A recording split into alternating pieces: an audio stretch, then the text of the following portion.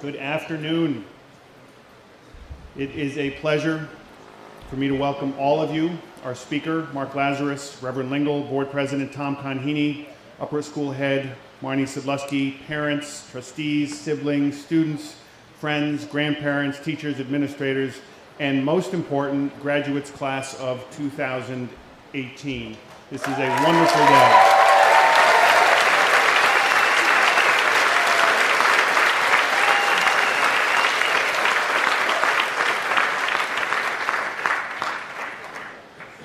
Now, we're going to do a couple of things that require us all to stand. So, I'm going to ask you to stand, and then so there's no guesswork, I'll come back up to the podium and ask you to sit when it's time to sit. So if everybody could stand, including graduates, that would be great. And it is my pleasure to introduce the Reverend Mark Lingle, who will deliver the invocation.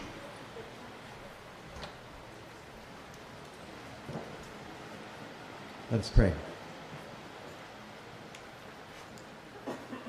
Baruch atah Adonai Eloheinu melech haolam. Blessed are you, O Lord our God, creator of the universe. We give thanks for this day, the serendipity of this moment, and the beauty of the creation that surrounds us. We give thanks for King and ask a blessing upon this ceremony and all who gather to celebrate the intellectual, artistic, athletic, service, and community interests and accomplishments of the class of 2018. Thank you for the love and support of parents, siblings, friends, grandparents, faculty, board members, volunteers, and staff, those whom we see and those whom we love but see no longer, who have had a hand in preparing these graduates to grow and to flourish in an ever-changing world. On this commencement day, we also give thanks for the leadership and tenure of Tom Main. Bless his continued leadership in schools. May those who graduate this day continue to develop more fully into who it is they are to be, and help them share their gifts for the enrichment of our common humanity. Make us mindful of our connection one to another and with this world, our island home. Allow us to consistently possess and share integrity, kindness, perseverance, and respect. And may we recognize the divine spark in the other and honor the dignity of every human being. Amen.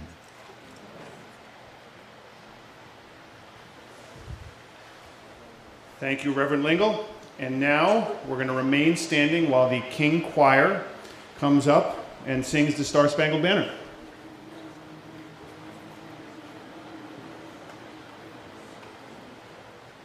King Choir.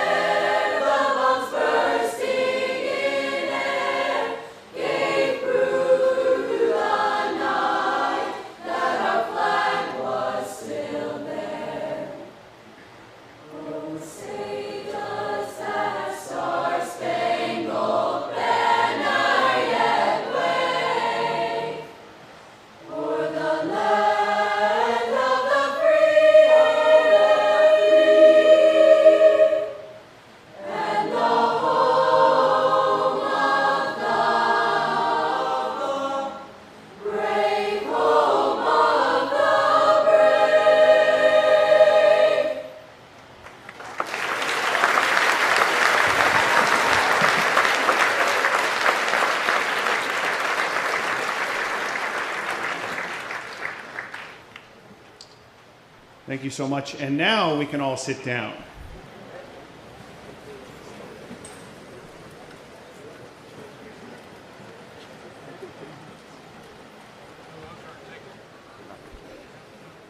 So a couple of thank yous are in order as we begin. First, Thank you to our Board of Trustees for their steady, committed, and truly visionary leadership.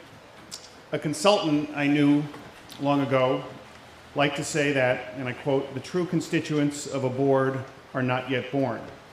And while that is not entirely true, it does give you a sense of the immense responsibility that they hold. This board has done more for this school than all of you could know, and they do their work quietly, putting in hour after hour on behalf of the school, and really do not call for any recognition, but we are clearly in their debt.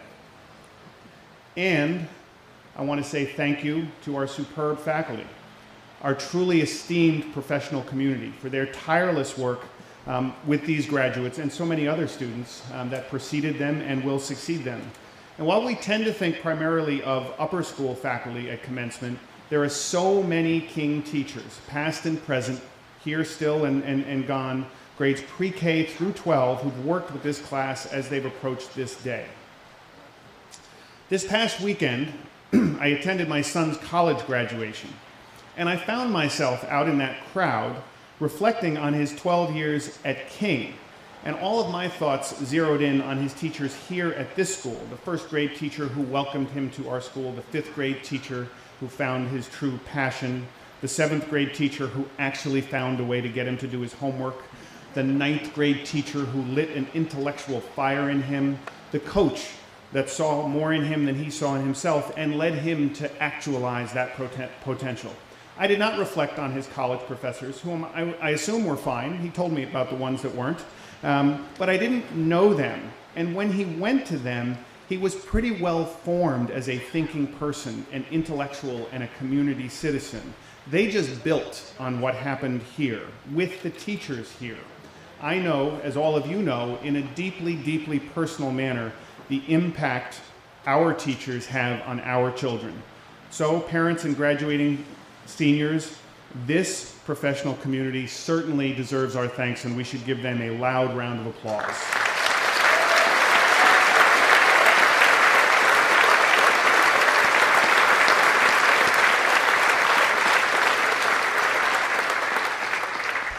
And thank you to all of the parents of these seniors for all you have done to support our school. But mostly, and right at the center of it, just for trusting us with your kids each day. I think that's a really big deal, just trusting us with your kids. That trust humbles me now, as it has every year that I have been here. And I hope that all of you as parents, almost parents of alum, will continue to be active members of our King community in the years to follow. So each year, I try to say something that might resonate about a class, and I will in a moment. But this year I did something just a little bit different, and I thought I might try to say something that would resonate for parents, all of you parents that are here for graduates. And if you're just parents, anyway, you can think about this as well. Might put a little bit of a new lens on the day. So the first thing I did was I went back and reviewed the moving up ceremony for the lower school in 2005. A few of you were here then, not many. And I found a great memory. All of you that joined at some point in the lower school know how each grade gets up and sings a song or two, and those of you that were here then will remember that. Well, on that really charming day, the pre-K sang "See You Later, Alligator" to their parents. And the first grade sang "You've Got a Friend in Me," and the fourth grade sang "Sweet Home Fourth Grade" to the tune of Leonard Skinner's "Sweet Home Alabama." I have seen these moving up ceremonies bring tears to many a parent eye. And all of you have so many memories like this, whether it was pre-K or any other grade in our lower school, and you have so many other memories collected over the past 17 or 18 years. So do me a favor here and run with me on this one. Parents, only if you're comfortable with it. Close your eyes, nothing crazy is going to happen. Close your eyes. And just visualize, if you can, some of these moments. So close your eyes. And visualize the day you dropped them off at school for the very first time and drove away and wondered how you would ever survive until pickup time. The moment your child first drove out of the driveway by themselves. The moment your child was lost in an adolescent social drama and you realized you were powerless, completely powerless to help them. The moment you first saw your child was about to take a big risk, a good risk, and they knew they were taking that risk, and you knew that it was a good risk, and you knew that they were really vulnerable, and you also knew that you were completely powerless to help them. The moment you saw your child on the stage or on a field or serving food at a shelter, and you realized that they had a talent or a passion or an ability or a capacity for empathy that you just did not see coming, and it blew you away at that moment. The moment you sat back and saw in your child that characteristic or personality trait that you admire most in yourself rising in them, and it was so satisfying. And of course, the moment you clearly identified that personality trait you desperately did not want to pass on, also rising in them, and wondering why did I give them that? The first time your adolescent child rolled their eyes at you or did not want to acknowledge their connection with you in public. The first time your child thanked you for something that you did not think they would notice, but they did. The first time that your child, as a young adult now, actually comforted you. And finally, the moment you knew the game had changed forever. And it's a moment. It can happen any time. And you can open your eyes now if you were good enough to keep them closed. But here's an example of that from my life, the day the game changed for me with my older daughter. Before graduation 15 years ago, my oldest daughter, who was then 11, and I were having one of those typical parent-child territorial disputes. She was demanding space to make a decision of some sort. After she had decisively, if not formidably, won the point, and I had been put in my place, my 11-year-old put her hand on her hip, tilted her head to one side, looked at me with all the boldness and confidence of youth and said, "You better get used to it, Dad. I'm a preteen, you know." And I knew she was right. I better get used to it. She would be a teen next, and then a young adult, and then an adult, and I would have to let go, and it was not going to be easy. We have all had our game-changing moments, and we can look back and recognize them. I bet they're sitting in your head right now. So from this lens, today really isn't about today, is it? It's about you and your children and their journey and your relationship and what has transpired and what will follow. Today is a snapshot, maybe a symbolic moment, a time to inhale it all, breathe it in, and appreciate all that has preceded and anticipate everything that will follow. So, I actually do want to say a few things about this class. I've known them for their entire time here at King, some since pre-K, many from our lower school, and those who've joined us recently and added so much. It is just a phenomenal class of graduates, phenomenal.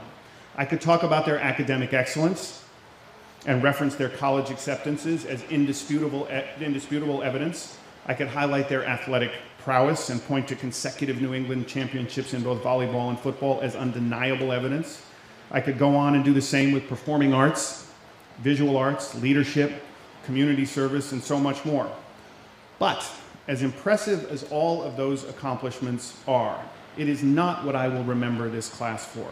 Rather, I will remember a unique blend of qualities that I find powerfully meaningful, all centered in a fundamental sense of decency that drives their interactions. It's a default setting that drives them to be kind, just plain kind and decent whenever possible, which is always for them. They possess a relentlessly cheerful disposition that infects our community, a willingness to take on leadership roles and accept the responsibility that goes along with those roles, and a commitment to each other that is evident in all that they do. So it's a class that actually has plenty of flash. The evidence for that is overwhelming, but they have even more substance. I know they'll do very well in college and beyond, and they'll do it with integrity. So 15 years from now, when I am quite comfortably retired and on a beach somewhere, these King graduates, I want these kids to be my doctors, my lawyers, my financial advisors, the politicians who represent me, and the teachers of my grandchildren, simply because they are fundamentally such good and decent people. I'll feel safe in their hands. I think we all will. So, switching gears. In recent years, I have really enjoyed finding a traditional graduation story that I think connects in some way with our seniors.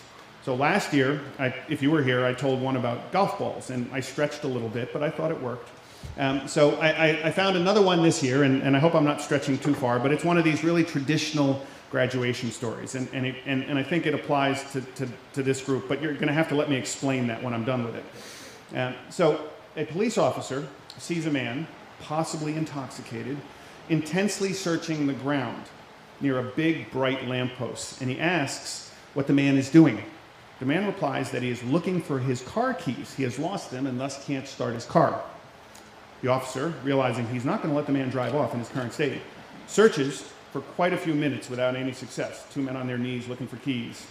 Finally, when it becomes very clear the keys are not to be found, he asks whether the man is certain that he dropped the keys near the lamppost. The man goes, "No, I'm pretty certain I lost the keys somewhere across the street." "Then," says the police officer, somewhat irritated, "why look here?" To which the man replies, "Well, the light is much better here." So my point and observation is that this class is not at all like this man. They have searched for their truths far from the bright lights. They have gone where the answers reside, the corners and the crevices and the shadows. They have dug deep, as Miss Sadlowsky loves to say, and they have found a reason. They have persevered and they have grown from their efforts and their discoveries. They are accomplished. I know this characteristic, along with their kindness and their decency, will serve them incredibly well in college and beyond. And now, switching gears one last time, just for fun, as I do each year, I have some data. It helps us recognize those who have been with us the longest. So we're going to go back to the lifers, and I'm going to ask people to stand when I call their name, and please remain standing until everybody's done. So, attending King for 12 years, beginning in grade 1, Olivia Di Chiara, Piper Laglisi, and Sophia Savitz. Stay up, stay up.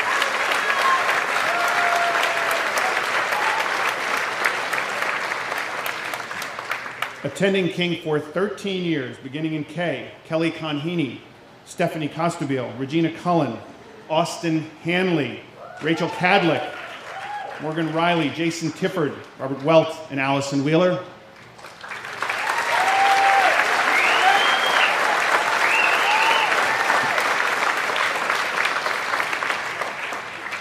And the three that started with us in pre-K 4 and attended this school for 14 years. Kelly Gowan, Elena Gribliuk, and Abby Price.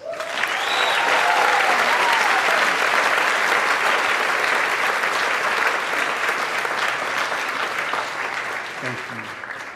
Thank you all. Thank you. Together, that group of 15 lifers represents 195 years of attendance at King. 195 years. That's a lot of years. So thank you all for listening, and congratulations to this wonderful class of 2018.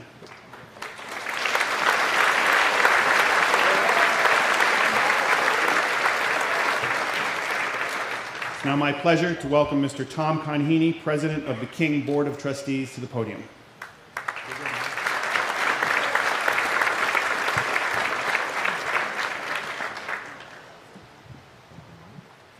So before I get started, most of you in this tent probably know, but some may not, this is actually Tom Maine's last year. He gave us an incredible 16 years, and we have celebrated Tom many times, and obviously today is about the kids and about our graduates. But I just thought, you know what, he deserves, this is his last graduation speech, thank God, and I was thinking, he deserves one last really great round of applause. So if you guys...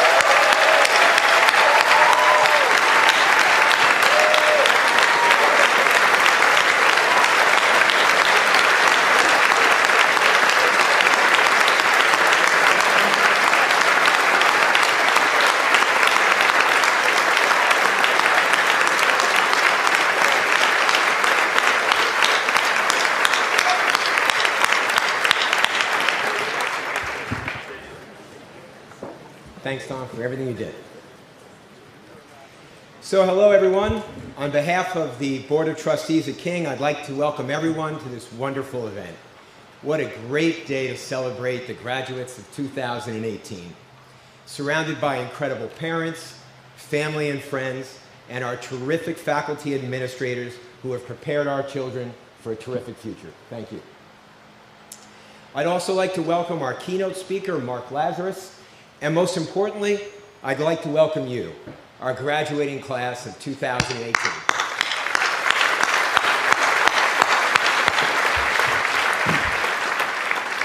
Today is your day, and it's a great day to be you. In preparation for my remarks today, I thought a great deal about what it might be like to be sitting in your shoes right now. You are beginning a journey that will take you away from the familiar, your school, your teachers, your friends, your teammates, and your family. You're likely feeling a little nervous and uncertain about what lies ahead. Your parents are sitting in the audience reflecting on whether they did everything they could do to prepare you for this next important step. And our faculty and administration are celebrating the young adults they so proudly nurtured over the years.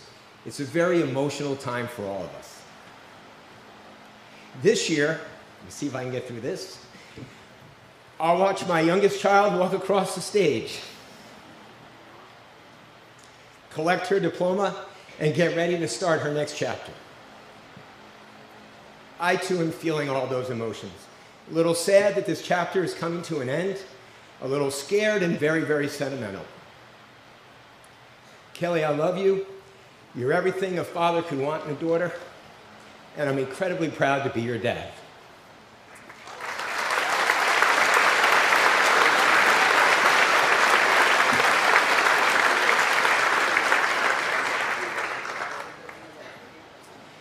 Well, class of 2018, overriding all of my feelings, however, is the feeling of great joy and excitement over what's next.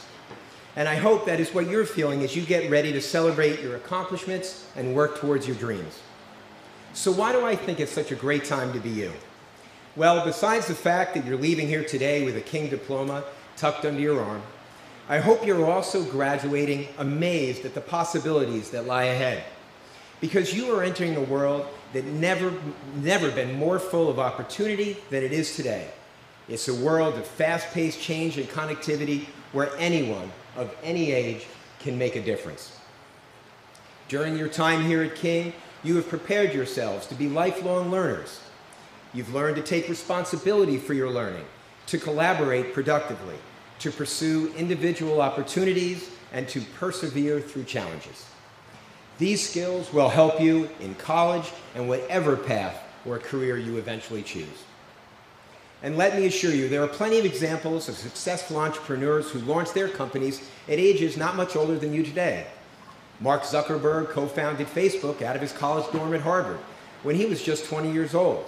Steve Jobs was just 21 when he and Steve Wozniak started Apple Computer in the Jobs family garage.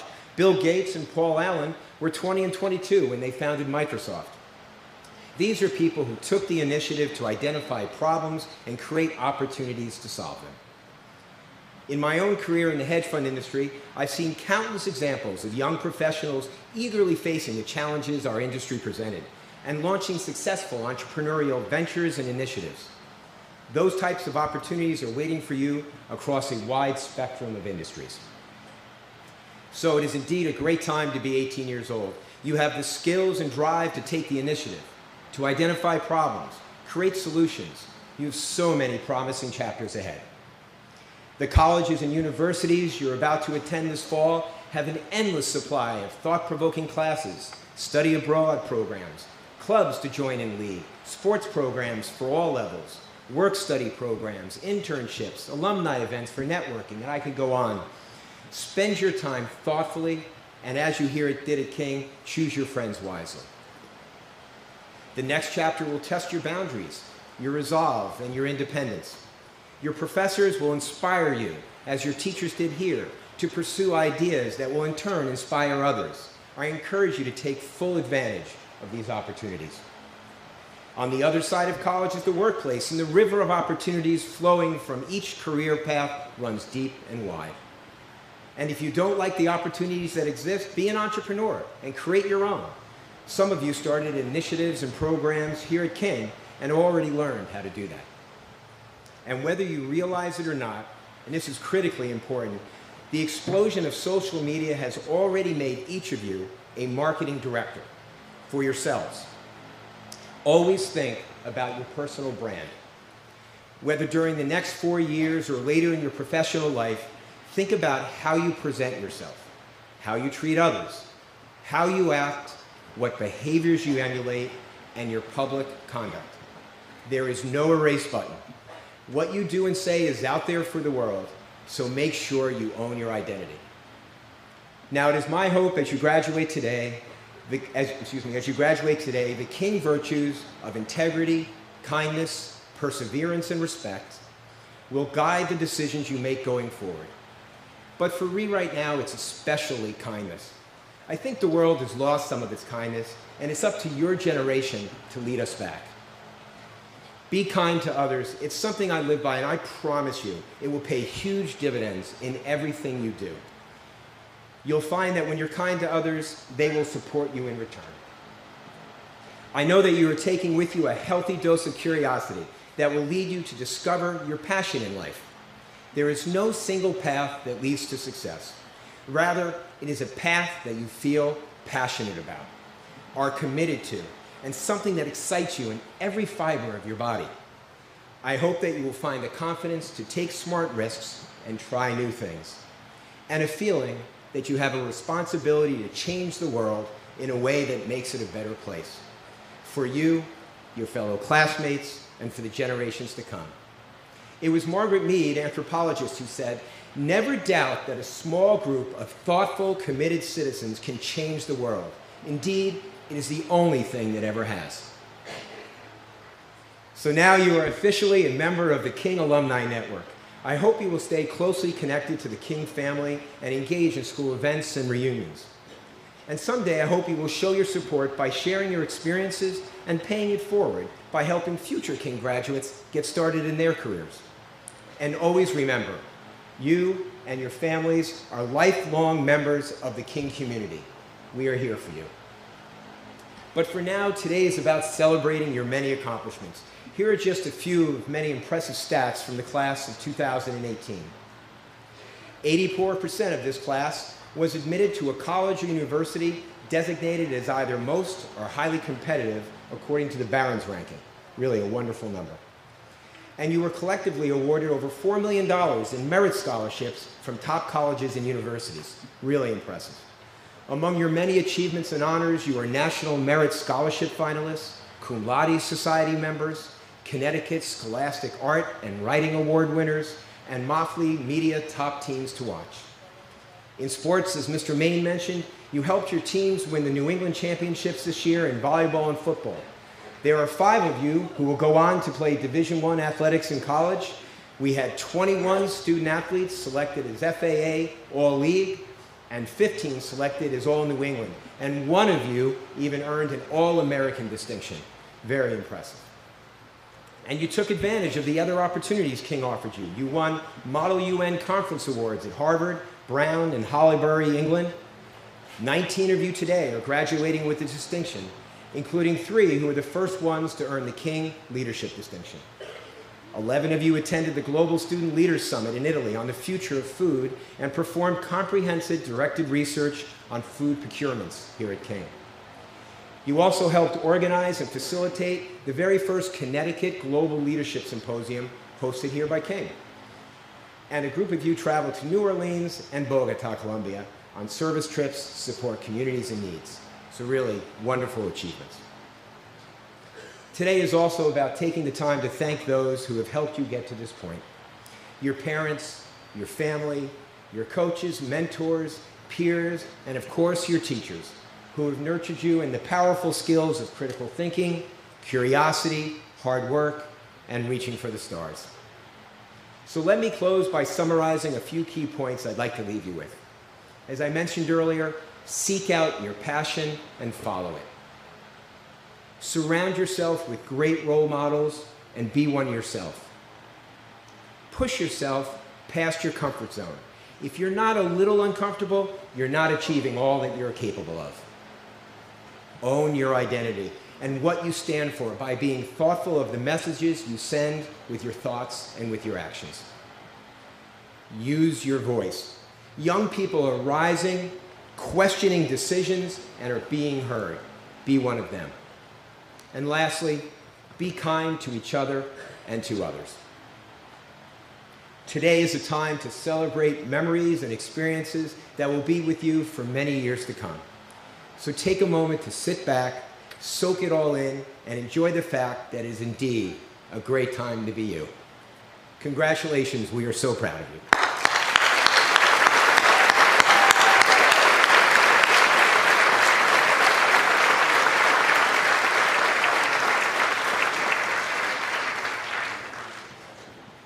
Good afternoon, everyone. It is my pleasure to introduce this year's valedictorian, Elena Grabelyuk.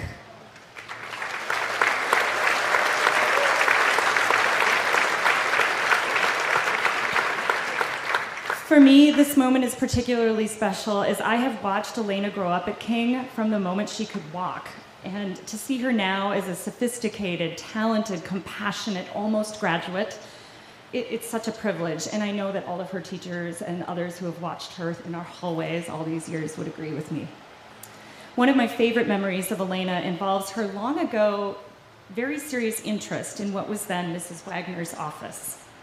I remember Elena, sometimes dressed in little ballet outfits, dancing in and out of that office, sometimes grabbing a stuffed bear that Mrs. Wagner kept for her, sometimes, in fact, usually, getting a piece of candy, one at a time, as a special treat. Then she'd dance off, a big smile on her face, to her mom's office down the hallway. As Elena grew, got a little older, we all knew that she was a very special person and student. Mrs. Manganello remembers Dr. Kisnashenko asking for book recommendations for her precocious little reader at home, and Elena gobbling up every recommendation. Perhaps it's no surprise that her senior project was to tackle books she hadn't had time to read. 9 of them, including titles by Shakespeare and Milan Kundera. And the music, her performances at recitals here at school amazed us all, to be sure, but those performances also led to winning prestigious prizes at local, then state, then national, then international piano competitions. At one point, I believe it was when she was in 8th grade, I watched Elena come over to the upper school for math team practice. She was on the upper school math team in 8th grade, followed by a long practice session on the piano in the PAC. And I wondered what she'd pick. An academic day school, high school, at King, Juilliard?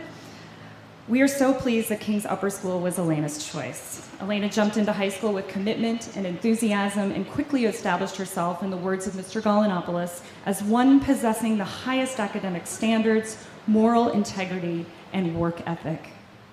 He further distinguished her as the embodiment of aesthetic appreciation, intellectual ability, and moral responsibility. I could not agree more. While Elena's intellectual capacity seemed limitless, Jessica Landis, our director of college counseling, describes her capacity as a once-in-a-generation phenomenon at a school. She's also demonstrated a great sense of community responsibility here at King, serving nearly every school day for 4 years at the Math Assistance Club and Help Center table, and making a 4-year commitment to the Rwanda Service Club. She taught piano lessons, was captain of the math team for 3 years, and never seemed to tire of helping others solve problems. That's what she likes to do, solve problems of all sorts.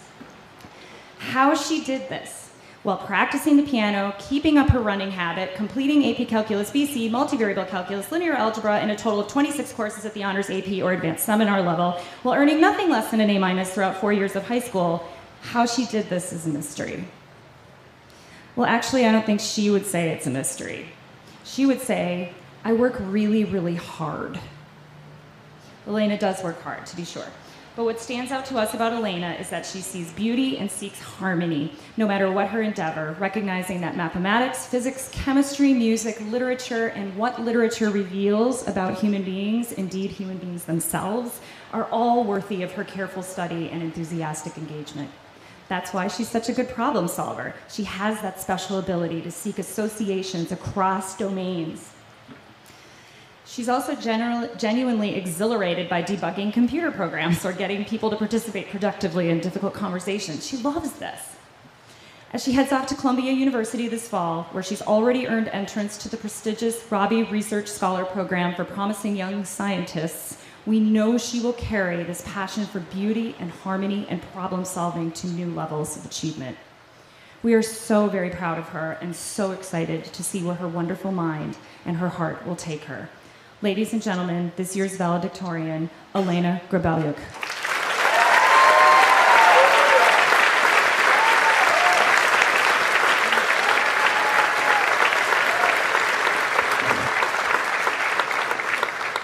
Thank you, Ms. Sadlowsky, for that wonderful introduction. Hello, parents and friends, students and teachers. I'm honored to be here today. Before I get started, I'd like to express my appreciation to all of my teachers, friends, and family members who helped me to get to where I am right now, very nervously standing in front of you. In fact, I'm sure this will sound melodramatic and overly intense, but I really think I experienced the 5 stages of grief when I realized that I needed to write a speech. Denial, anger, bargaining, depression, and finally, not until very recently, acceptance. If you know anything about me, you could probably imagine this is probably one of my greatest fears. Having to speak here today and leave you with an entirely forgettable message or impart some kind of marginally well thought out argument. As someone who loves to read, as Ms. Sadlowsky mentioned, several of the most important lessons that I've learned have been from literature. I truly don't think I'm qualified to give inspirational advice based on my own life experiences. But let me share with you 2 lessons, or rather 2 quotations, that had a strong influence on me during the past few years. This first one starts with Steinbeck. Though John Steinbeck is definitely not my favorite author, sorry Jamie, I did come across one paragraph, probably the only one, in East of Eden that I connected with. Samuel, an intellectual Irish-American immigrant who owns the worst piece of land in Salinas Valley, has 2 goals in life: to be nice to everyone and to constantly learn more about the world around him. Admired by almost everyone in the valley, Samuel is an inventive, wise, and humorous character who always tried to make the most of what he had. During one of Samuel's conversations to Adam, his neighbor, he reflects, "I've never been content to pass a stone without looking under it, and it is a black disappointment to me that I can never see the far side of the moon." Samuel was pained by the idea of not knowing, and even despite his hardships, he was fascinated by the mysteries of a world that had treated him so harshly. Always unwilling to live with ignorance for even a second more. As a student, I've always found myself fascinated by trying to solve mysteries. How to solve an equation, how to figure out the meaning of a short story, and more often than not, how to find a way to like John Steinbeck. As we continue our lives at college, it's my humble opinion that we should approach each new situation with undying curiosity, always striving to better both ourselves and understand the world around us. Okay, moving on to the next text I'm borrowing ideas from today. Shakespeare's Hamlet. In Hamlet, when Laertes, the son of Polonius, prepares to leave his home and return to university in France, his father leaves him with several valuable pieces of advice. He says, "Give each man thine ear, but few thy voice. Take every man's censure, but reserve thy judgment." Polonius' message was simple: be humble, accept criticism, don't judge others too harshly for their actions. After all, none of us really know what people around us are going through, and it would be awfully presumptuous to assume that we know more than we really do. If there's one principle I believe in most strongly, it's this: we should learn to accept people as they are, and instead of looking for flaws, always focus on staying positive and understanding. Truth be told, I used to judge people much more, and I would assume who would be my friend and whom I would want to hang out with. But it turned out that I was wrong a lot. We've essentially lived in a nice Fairfield County bubble for the last 18 years, and especially as we go to college and meet people with entirely different opinions, backgrounds, and experiences, it's important that we take each difference as an opportunity to expand our understanding of the realities of the world outside of our current community. I don't know if any of you remember Jonathan Richter's speech last year and his mockery of the ornamental wording of the King mission statement, but I think I'll give that particular document a break this year when it comes to satire. As we enter this rapidly changing world, we as a class should approach each opportunity with infinite curiosity, always maintaining a humble, accepting, and appreciative outlook as we quickly adapt to new situations. Now, some people might rant against the King virtues and insist that we won't remember each other in 6 months, but I'd respond by saying this. None of us would be where we are or have nearly the same bright futures ahead of us if it wasn't for the daily effort of our teachers and parents.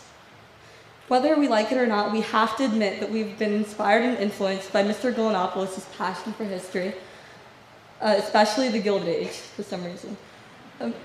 Dr. Zovek's extensive knowledge of anthropology and literature, Dr. Chanty's contagious love for poetry and sarcastic approach to teaching, and Dr. Castonguay's clear and infectious love for chemistry. We've been lucky to witness and learn from Ms. Manganello's joy for both literature and for pandas, as well as Mr. Lernickum's enthusiasm about politics and current events. We have been fortunate to experience Mr. Lernickum's especially engaging and Mr. O'Neill's especially engaging and surprisingly loud history lessons, as well as Senor Gracia's exciting and humorous Spanish classes. There are things we all experience, however, no matter which teachers we've had. I know many of us won't forget the sudden and fleeting feeling of panic that you get when you're clearly out of dress code and you see Mr. Kula marching in your direction. Turns out, no one checks to see if you're wearing a collar when you're valedictorian.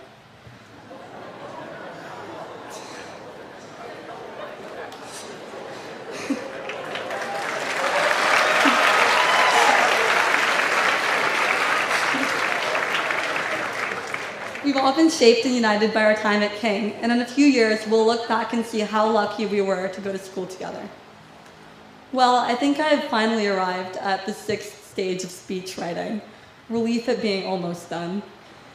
To avoid taking up any more of our time in this humid tent, I'd like to say congratulations, happy graduation, and good luck to the class of 2018.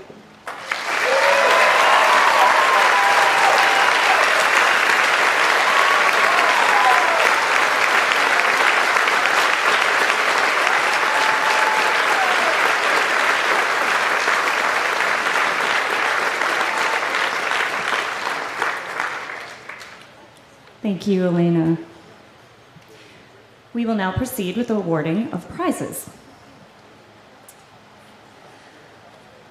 The first thing I'd like to do is not award certificates of distinction, but to have those who are earning diploma distinctions today stand and be recognized. When all are standing, we can applaud all of them together. Okay, so the Certificate of Distinction in Global Studies is what I would like to start with. And this distinction is awarded to those students who successfully completed a rigorous program of study in global studies over the course of their high school career, all 4 years. This year's recipients are, again, please stand, Kendall Abbott, Sonali Burns, Matthew Delinka, Caroline Demotica, Riley Jones, Alexia Papanikolaou, Morgan Riley, Matthew Rower, Katie Simpson, Maeve Snover, Caroline Strom, and Kelly Wappler. Congratulations.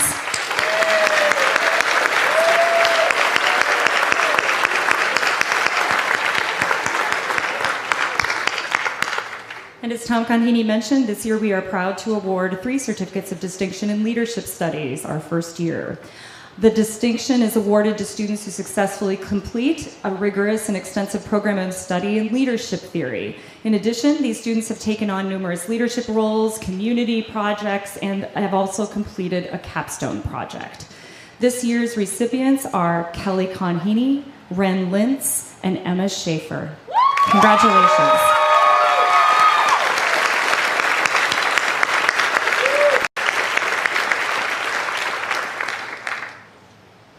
The Certificate of STEM Distinction is awarded to those students who have fulfilled the requirements that include, in part, rigorous coursework, club activity, and the completion of a capstone project.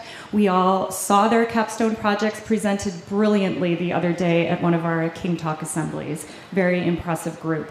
This year's recipients are Elena Grabeliuk, Max Hellman, and Allie Wheeler.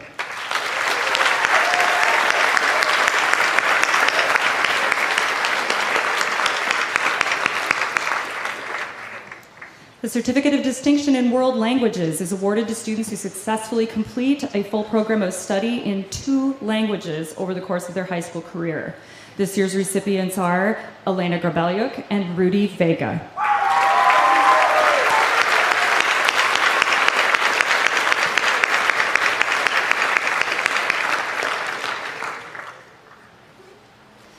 And for the remaining prizes, please join me at the podium when your name is called. The Alumni Prize. The Alumni Prize is awarded to the member of the senior class who gives most promise of an adult sense of responsibility and obligation to the community, and who, in maturity, intelligence, and altruism, seems best fitted to take a place in the world. This year's Alumni Prize is presented to Elena Grabelyuk.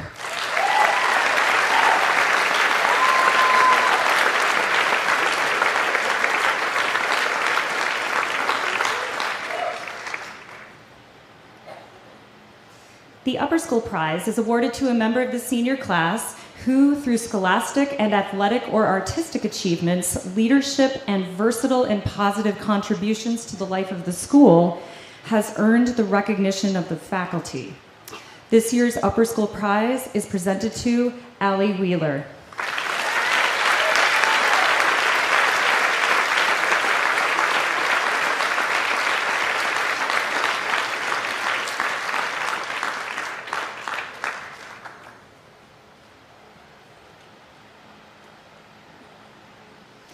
The Faculty Prize is awarded to a member of the senior class who, through character, intelligence, and thoughtfulness, has won the respect of the entire faculty. The Faculty Prize is awarded to Jamie Lopez.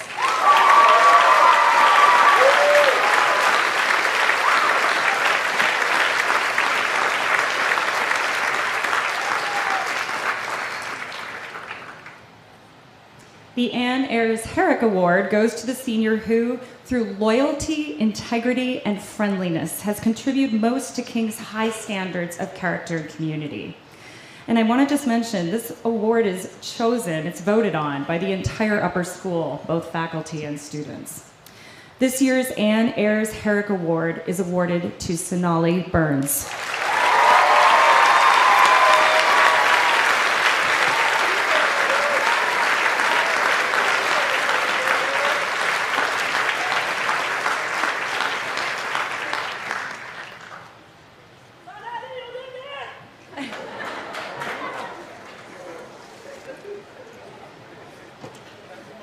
And I'm going to ask Tom Bain to come to the podium and introduce the McDermott Award.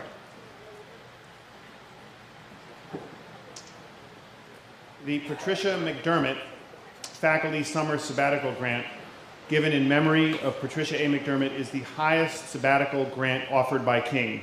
And it's given at graduation to both honor faculty and to highlight the powerful importance of faculty professional growth and development.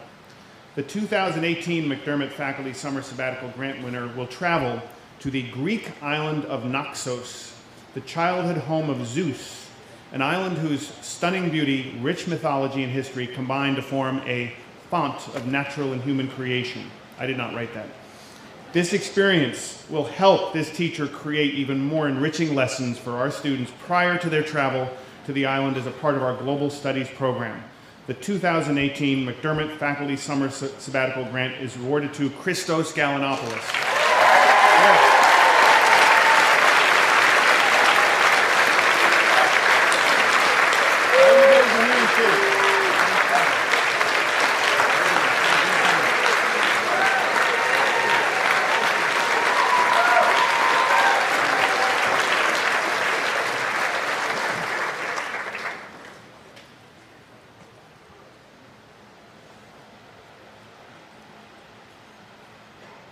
So this year we're lucky enough to have Mark Lazarus here as our keynote speaker. Mark and his wife Liz and their children Jack, Caroline, and Henry joined the King community in 2011. Jack graduated in 2013 and then attended Vanderbilt University, and Caroline graduated in 2015 and is at Wake Forest. Henry is currently a junior here at King. Since 2016, Mark has been the chairman of NBC Broadcasting and Sports at NBC Universal. In addition to leading the NBC Sports Group, he has oversight of the 38 NBC and Telemundo local television stations, affiliate relations, and affiliate marketing, as well as network operations and broadcast standards. Many of the sports fans in the audience are probably thinking that Mark has the dream job. Well, you're right. Because he also manages partnerships with many of the most prestigious properties in sports, including the International Olympic Committee and the United States Olympic Committee, the NFL, NHL, the PGA Tour, and many more. Prior to his role at NBC Sports Group, Mark was president of Turner Entertainment Group. He oversaw all aspects of Turner Entertainment Networks, which included Turner Sports, TBS, Turner Network Television, Turner Classic Movies, and True TV, as well as the Turner Animation and the Young Adults and Kids Media Unit. Before that, Mark served as president of Turner Sports. A graduate of Vanderbilt University, Mark is on the board of governors of the Boys and Girls Clubs of America and serves on the board of directors for the East Lake Foundation. Thank you, Mark, for joining us today to help us celebrate the class of 2018 and to honor King's long tradition of educational excellence. Mark.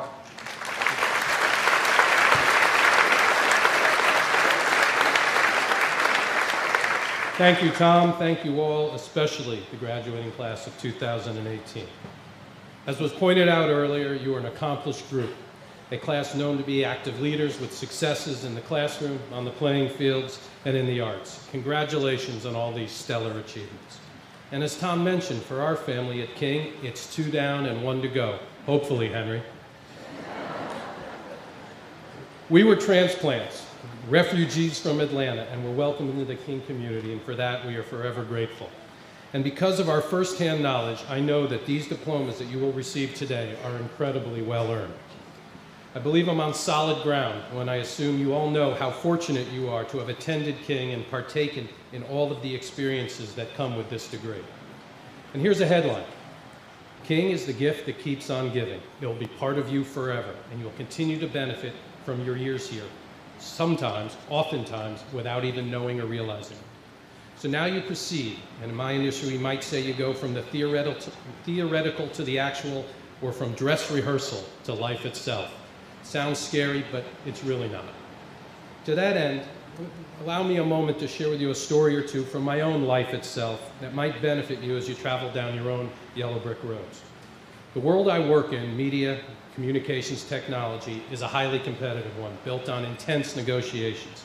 We do deals with many sports properties, each which have their own value and dedicated throngs of fans.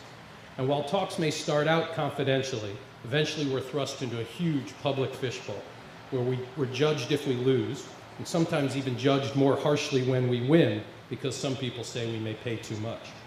The point is, in our business, the stakes are high, and there's no place to hide. Recently, our partnership with the English Premier League for soccer rights was set to expire during a very successful 3-year deal. In fact, the league is more popular than ever, in part because of the great job our team has done showcasing. ESPN, Fox, Turner were all interested in taking our place and had dedicated a lot of time and resources preparing their own bids. In the end, we were able to secure a new 6-year deal, the longest deal the EPL has ever done in their history. We won because of the quality of our product. We won because of the quality of our relationships with the league. They probably could have gotten more money from someone else, but it's worth keeping in mind, it's not always the mighty dollar that brings success. How you treat people, how you treat their business, whether you can be trusted by them, can oftentimes be far more important. Another example from our world is the Olympics, which may be the most demanding sports business partnership of them all. We deal on an ongoing basis with the International Olympic Committee in Switzerland, the U.S. Olympic Committee, host countries and governments like Russia, Korea, Brazil, places we neither choose nor have any say in choosing. There's issues among the athletic communities, along with geopolitical issues that engulf our world today. Preparedness is vital, but it never ensures success. NBC had the rights for the Olympics that were set to expire in a few years, in the year 2020. But in 2014, we secured the rights to all Olympic Games through the year 2032.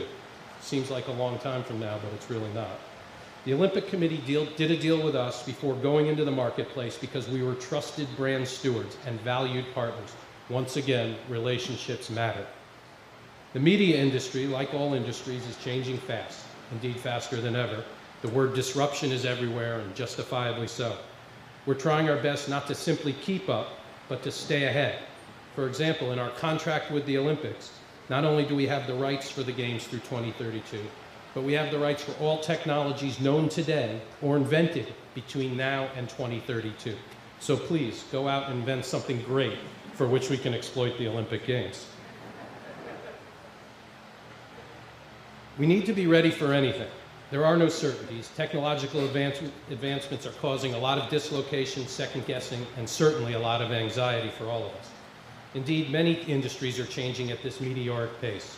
I'm going to let you in on a little secret. When it's your generation's turn to take charge, you're going to have a whole lot of sorting out to do.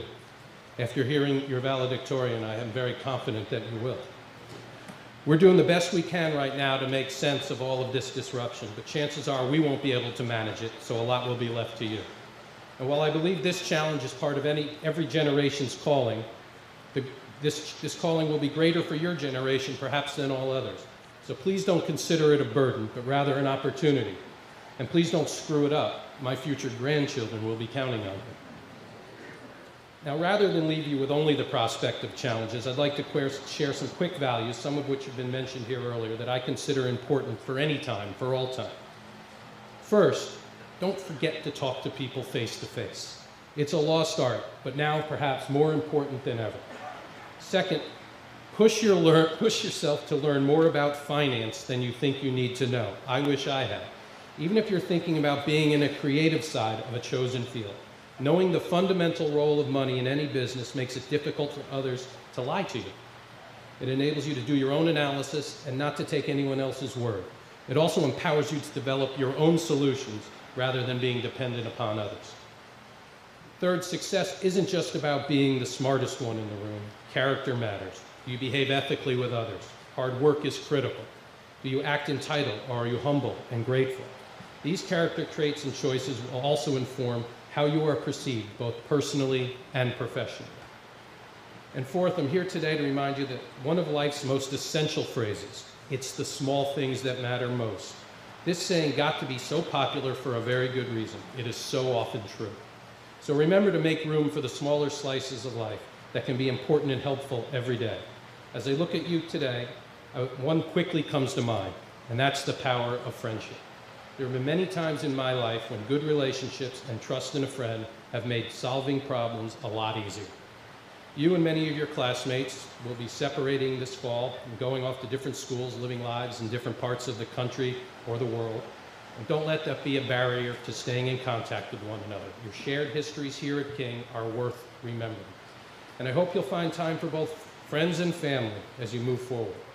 The King community can and will be the foundation and support for all of these new adventures. Life is about surrounding yourself with people you care about and who care about you. If you must keep score in life, count your friends, not your treasures. That is where you can truly win. And that friend group starts right here in this tent.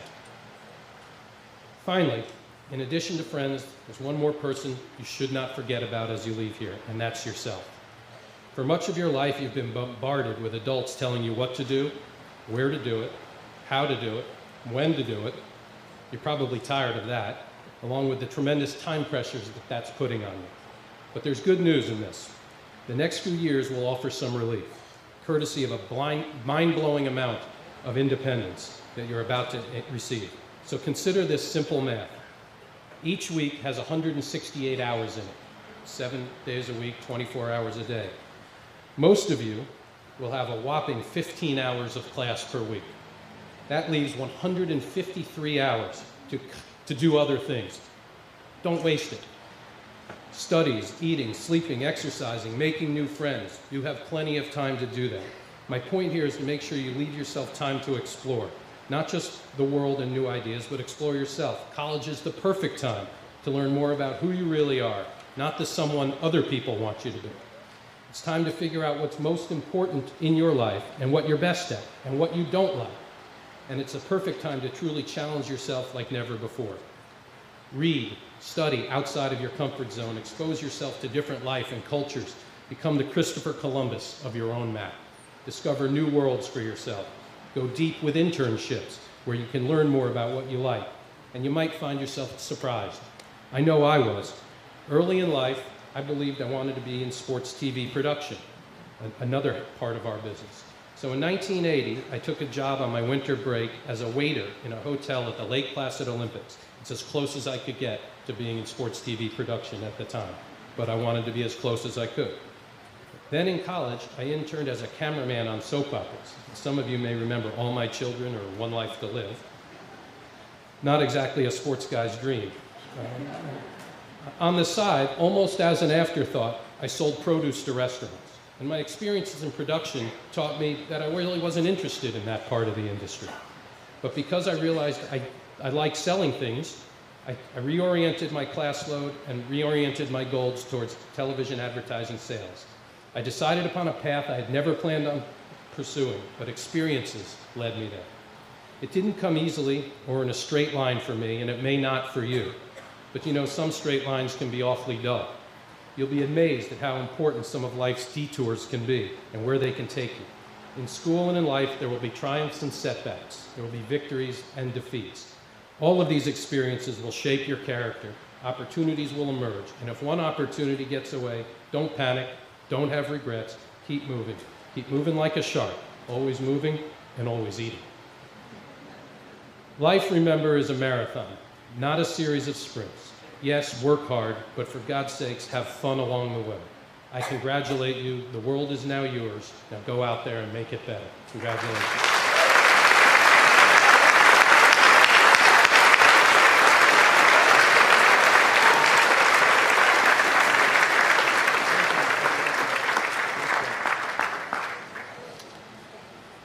Thank you, Mr. Lazarus. We'll now hear from the King Choir again.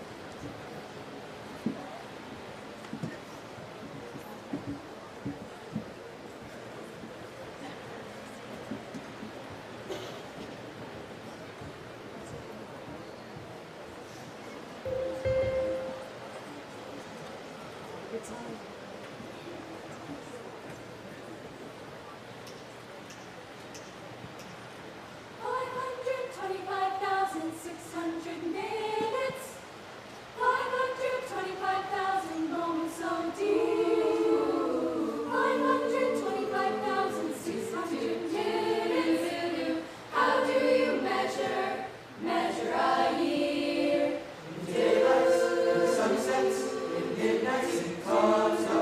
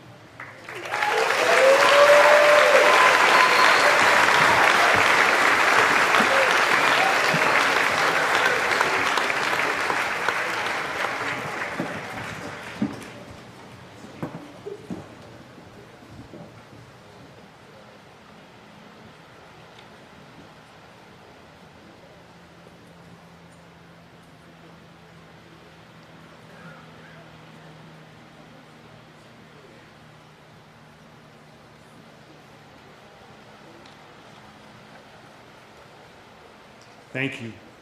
It is now my pleasure to introduce the senior class captains, parents Tim and Margaret Joyce, who led the Senior Parent Annual Fund Drive this year. We're very, very thankful for their efforts.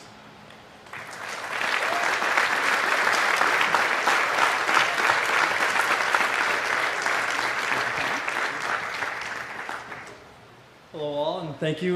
We are Tim and Meg Joyce, and we are proud parents of a graduating senior, Christopher. We started here at King 16 years ago along with Tom Main, so it feels somewhat fitting, if not a little bit bittersweet, that our time is drawing to a close as well. As Tom mentioned, Meg and I served this year on the Annual Fund Leadership Committee. On behalf of the parents in this year's grade 12 class, we're happy to present to King School the totals given from our class to both the Annual Fund and the Legacy Fund. Hello, everyone. King's Annual Fund offsets tuition costs for each student, provides need-based financial aid, and enhances every facet of student life, inside and outside the classroom. This year, families in the graduating class contributed over $365,000 to the annual fund. The Legacy Fund provides support for financial aid and faculty and professional growth and development. This endowed fund was created on the 150th anniversary of the school as a gift from each graduating class. And to date, a total of $415,000 has been raised. We are proud to announce that we, the class of 2018, have contributed $81,000 to the total for the Legacy Fund.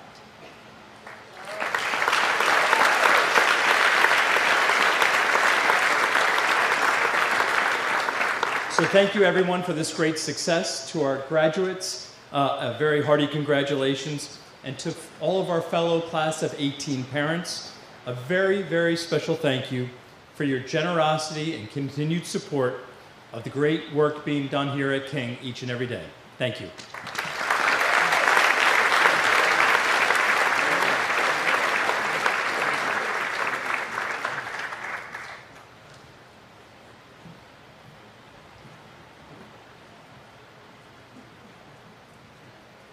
Thank you. So it's a pleasure for me to introduce our senior speaker, Matt Rower. Matt has enjoyed a truly outstanding career in our upper school at King. A review of his transcript is more than impressive, overwhelming in fact. It's not standard for a student to challenge him or herself so consistently and so powerfully, even the most gifted students. Over his 4 years in the upper school, Matt took 11 honors classes and 8 AP classes, as well as linear algebra his senior year, which is not designated AP simply because it is more advanced than the most advanced AP course in math. During his senior year, he was inducted into the Cum Laude Society. He earned a Global Studies graduation distinction that was acknowledged at our Awards Day ceremony this Wednesday.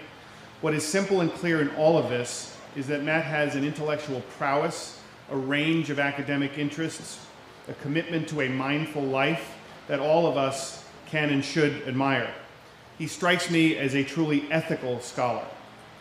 As exhausting, and it does sound exhausting, as this academic life is, it would be unfair to limit my remarks to this corner of Matt's life, as he truly has been a multi-talented and connected individual in this community. For example, he's been extremely involved in our basketball program, our tennis program, our debate club.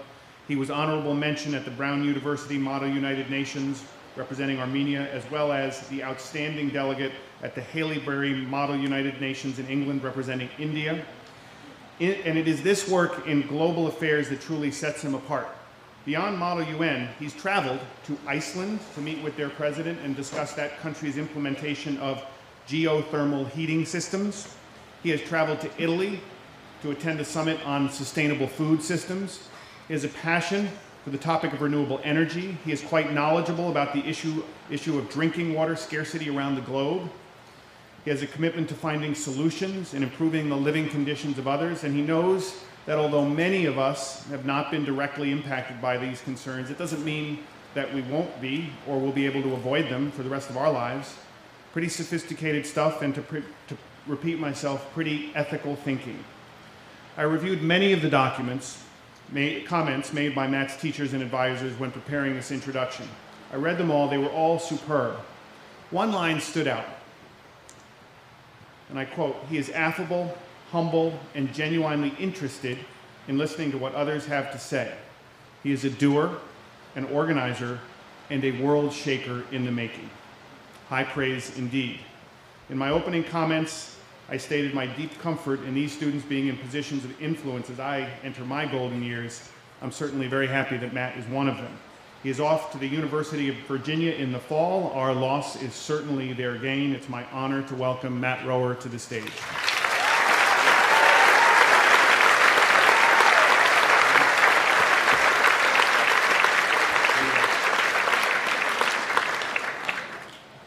Thank you, Mr. Main, for that wonderful introduction. It truly is an honor for me to be the last graduation speaker that Mr. Main introduces in his time at King. And before I go into my speech, there are a couple of people I want to thank on behalf of the class of 2018. First, thank you to the families, specifically the parents. Your child being on this stage is truly a product of your and their collective hard work. And now that we are all leaving our homes, it is time for you to take a breath. You deserve it, especially knowing some of these students up here. Parents, whether you are sad or happy about your child leaving the house, you should be proud of the fact that your child has made it to this stage. Next, thank you to the teachers and faculty. You've helped us grow into strong, confident, mature adults over our time at King. Well, we actually might want to scratch that mature part. With your guidance, faculty, we have accumulated not only a wealth of knowledge, but experiences we will cherish for the rest of our lives. Finally, I think I speak for the King community when I say thank you to our head of school, Mr. Main, for your dedication and commitment to the King School during your tenure, and commend you on all of your accomplishments here. For those of you that don't know Mr. Main or go to King, every morning without fail, Mr. Main will be standing in his normal spot, greeting students, giving them handshakes, and chatting about whatever was going on in the lives of these students. And granted, this is at like 8 in the morning, so who really wants to be having a conversation? But Mr. Main is always there, talking to students, giving advice, truly interested in what these students have to say. This story truly shows how Mr. Main really cared about the well-being of King students. Thank you, Mr. Main, for greeting us every morning, and to return the favor, now that you are graduating with us, we'd like to invite you to smoke a cigar by the middle school, as is tradition, by the stone wall.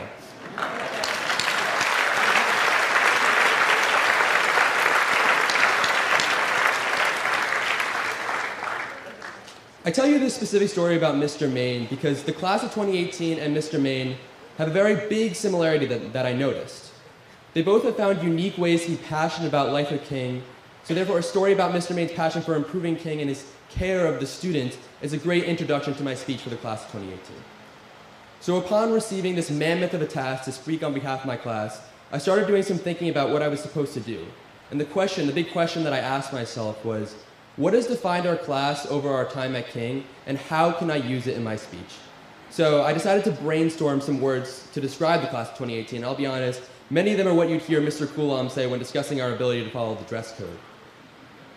And one of the words I landed on was disobedience. Because the teacher can tell you there are many times when our class was disobedient, whether not listening during class meeting or not responding to emails. And I did some more thinking about this word disobedience. And I realized that does not need to be a solely negative connotation to this word, given the fact that it basically means someone who does not obey or someone who feels strongly about their own beliefs. And it reminded me of a definition of another word, passionate, which is basically someone who has strong feelings or beliefs about someone or something. So basically, I decided that rather than the class of 2018 being the disobedient class, I began to consider us as the passionate class, and to me it was very compelling. And given the debater in me, today I want to prove to you all, the judges, that the class of 2018 is not the disobedient class, but rather the passionate class. And to the class of 2018, I'm going to prove to you all how, although we chose to focus on different subjects, we really are the same in the way that we follow these paths. And I want to begin my argument with a quote from head of upper school, Ms. Sadlowsky, who is well known for urging students to dig deep and find a reason to care. And Ms. Sadlowsky believes that if we can accomplish this goal, we will find success in our endeavors, whatever they are. And whether or not, and all of these seniors say that they enjoyed their time at King, I can guarantee it is true that if we everyone in the class of 2018 spent a day and looked around King's school community, we would find things that we truly cared about. So going into the specifics of that, first, we cared on the sports field. On the turf, four-year starting quarterback Reverend and running back Evan Henry helped lead the Vikings football team to back-to-back knapsack championships. Renan and his arm will be headed to Bucknell to play D1 football for the Bison, and Evan is going to Army West Point to play D1 football for the Black Knights.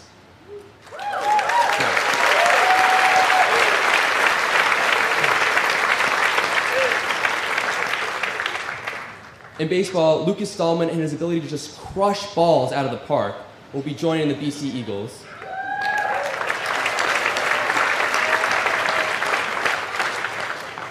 In tennis, Harry Walker was ranked #1 in the United States for boys 16 and under, and 6 months later earned the #1 ranking in boys 18s. He's won championships on all surfaces and won the FAA singles title in 2016, and he will be attending Harvard to play next year for the Crimson. That's big.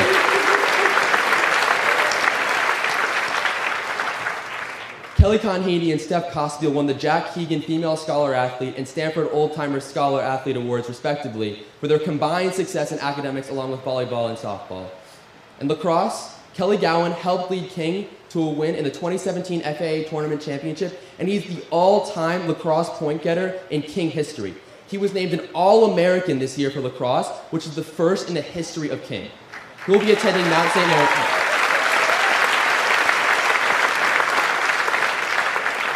He will be attending Mount St. Mary's next year to play lacrosse for the Mountaineers. In volleyball, volleyball. With their win in the knapsack title game against McDuffie, the Vikings finished at 19-1 and FAA and knapsack champions. Over the past 4 seasons, King is an incredible 78-2 with 4 straight FAA titles and 3 straight knapsack titles. The 3 seniors who played on the team for 4 years, Kelly Conheeney, Steph Costabile, and Allie Wheeler, will go out never having lost a league match or a match at home, and with final records of 19-1, 20-0, 20-0, and 19-1.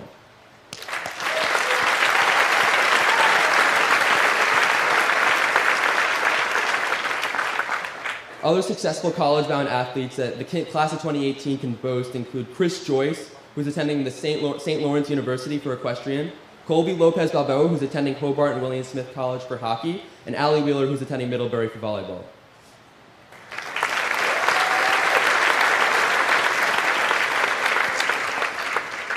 King seniors have also led their teams to championships in sports like softball with an FAA championship in 2016, and hockey, who also won an FAA championship in 2016. And although not all of our teams won championships, each King senior worked hard to be the best they could on their respective teams. Mr. Lazarus, I hope you were taking notes. We got to get these King athletes on NBC Sports. Let's start writing up the contract now. Next, while one would argue that art students and athletes don't have a lot in common, I'm now going to use the King class of 2018 as evidence to show why this theory is actually a fallacy. As the athletes that I discussed focused their attention on the courts and the fields, the advanced art students were in the art room working on their craft.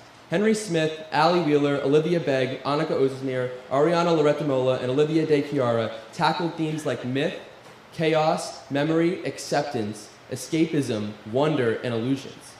Very deep and impressive themes.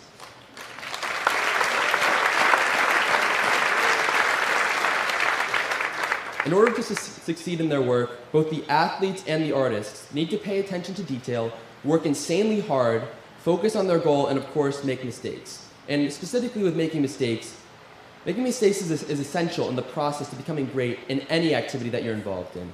And when speaking about the art colloquium, I got this from the King website, Ms. Lapola specifically said that mistakes are when the most growth takes place. And this quote really hit me because it reminded me of a similar quote from NBA legend Michael Jordan, who once said that he's failed over and over again, and that's why he's succeeded. And as you can clearly see, while the subject of their passions were different, the extent that they went to achieve their goals was exactly the same. The same goes for our STEM scholars who harness their skills in math, computer science, engineering, and the physical sciences to speed past their peers at other schools, conducting graduate-level research, and winning and participating in different competitions. Max Hellman analyzed how insider trading affects the global marketplace using computer programming. Jason Liu improved on his third in the world rank for physics by tying for first in the world in the Physics Bowl competition. So King can now tout that we have the best young physicists on the planet.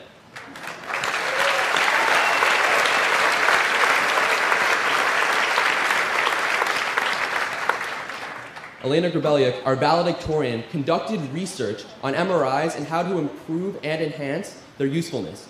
Using her computer science and math skills, she developed an algorithm that improved images from MRIs. This year, she became the first student in the history of the school to enter the Regeneron Science Talent Search and the Siemens competition in math, science, and technology. Very impressive.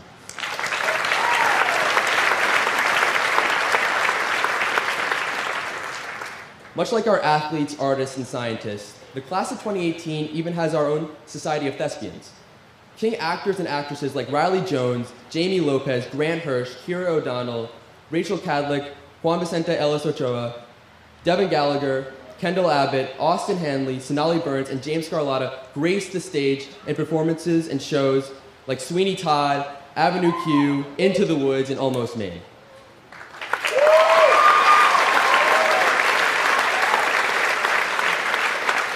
And of course, for any of you who saw Into the Woods, we could all not forget Caroline Strom and her amazing performance as Milky White the cow in Into the Woods.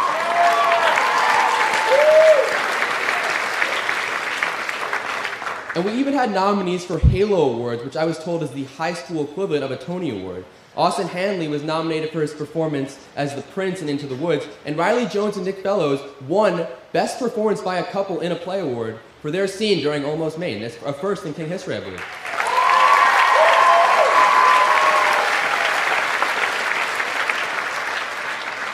And the King class of 2018 has expert filmmakers too. Grant Hirsch's inspirational short movie, 5 Steps to Getting Over Your Dream Girl, won Best Creative Film and Best of Festival at the 2018 Greenwich Youth Film Festival.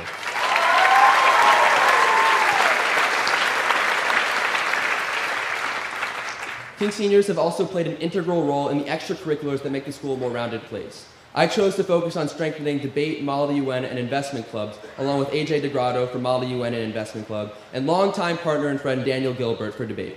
Others focus on diversity programs, organizing and moderating core conversations, planning for powerful events like Names Day, and ensuring that King is a place that takes into account all perspectives. And our student council reps strive to make King a better place for the class of 2018, led by student body president Sonali Burns, who made sure that everyone's phone was off during assembly, and put her touch on the King community from playing music before assembly to helping run King's very own version of Hungry Hungry Hippos. Yes, that happened. We also have dedicated time and become passionate about giving back to the community that has given us so much. King seniors have played a huge role in the developing King Care Service program. Ethan Marsh and Annika Ozesmir helped plan multiple dinners for the Inspirica organization. Morgan Riley and Kelly Gowan developed our relationship with the Harlem Lacrosse program and developed and executed multiple events and fundraisers for them. And in response to Hurricane Harvey, football and field hockey teams raised over $6,000 for the May Creek High School in Katy, Texas, all on their own initiative.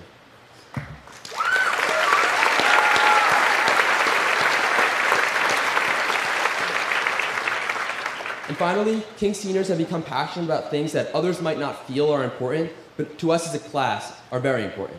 Kelly Wappler led the way in ensuring that the senior lot was not invaded by undeserving juniors, and that there were enough spots for as many seniors as possible.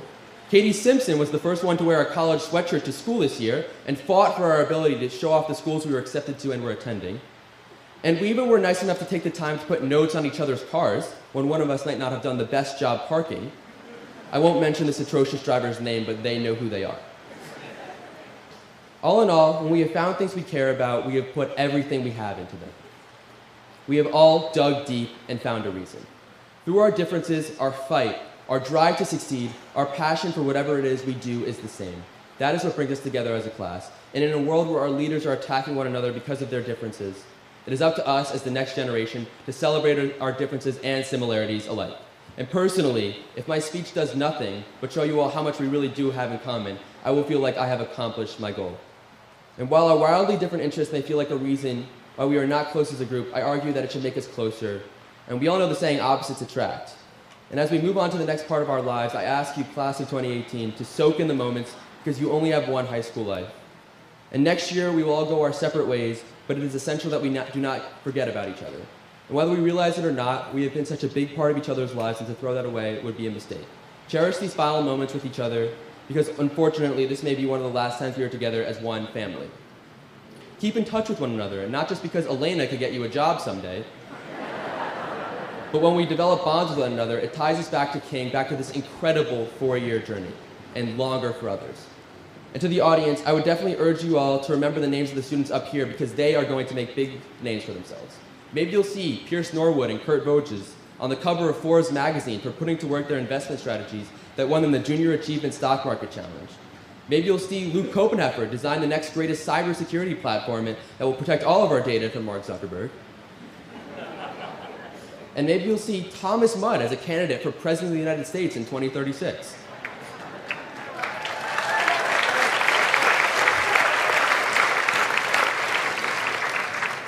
And this passionate quality goes for everyone in the senior class. And I didn't get to name everyone because I'm pretty sure I'm either about to be kicked off the stage or the class of 2018 is going to be passionate about writing against me. But if I didn't mention you, it isn't because you don't have a passion or a gift. The true purpose of a passion doesn't come from a visible public achievement. Sometimes the things we do simply to satisfy our own curiosity and to make ourselves happy. And for the class of 2018, this is entirely the case. There's a lot of uncertainty that comes with the end of high school and the start of college for both students and parents alike. But if there's one thing that is for sure, the King class of 2018 will continue to focus on their passions no matter where they are. This is the quality that brings us together, and it's the same one that will drive us all to future success. 4 years, 8 semesters, 16 quarters. Over that time, we've worked hard, we've laughed, we've loved, we've developed our passions, and of course, we dug deep and found a reason to make it through. And look at that, in approximately 1,000 seconds, we'll move our tassels to the left, ring the infamous bell for the final time, and have finally made it through high school. Thank you, and congratulations again to the class of 2018.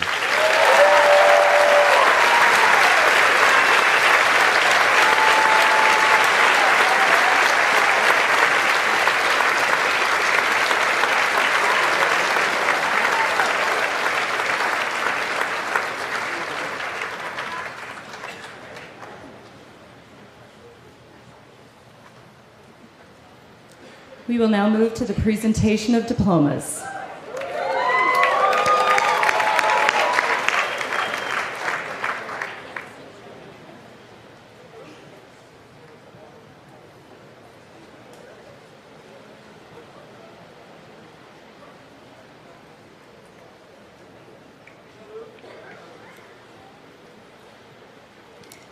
Jackson Robert Rubich.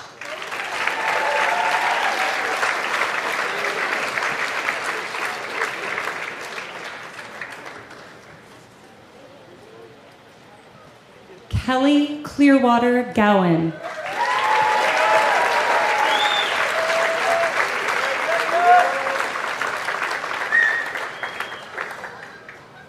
James Sanderson Scarlata.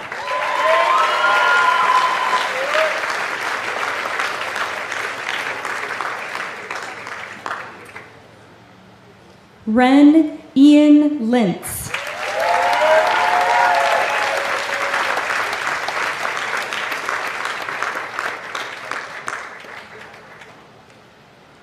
Thomas Fennessy Mudd.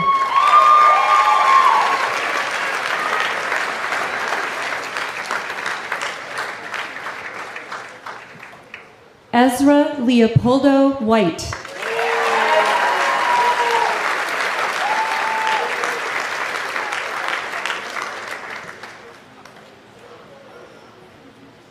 Gabriel Carlisle Salvi.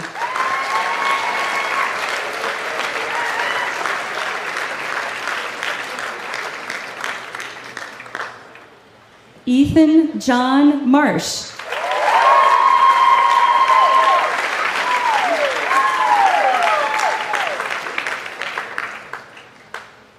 Cliv Gomez.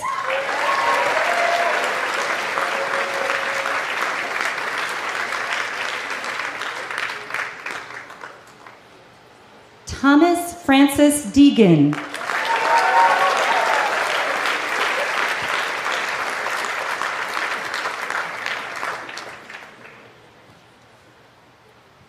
James Evan Townsend Henry.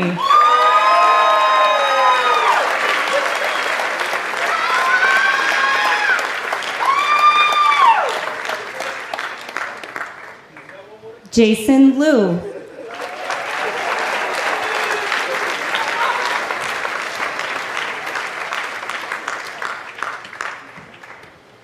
Anthony James DeGrotto.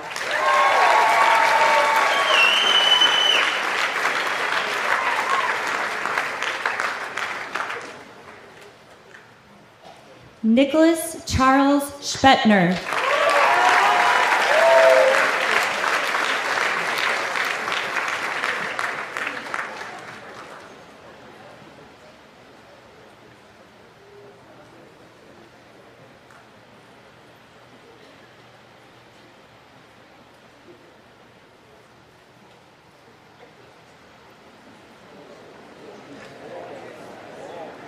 Abigail Sophia Price.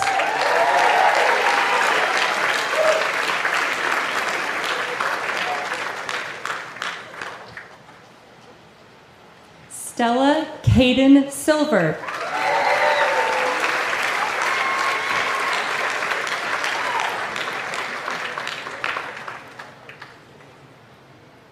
Lily Caitlin Davis.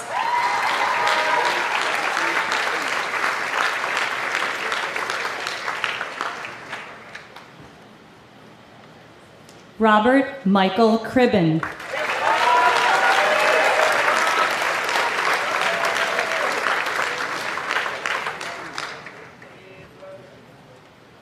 Nicholas Edward Fellows.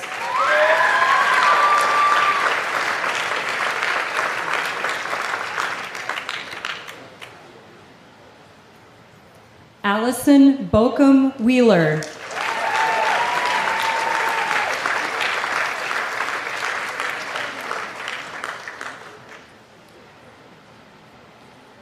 Campbell Patrick Connors.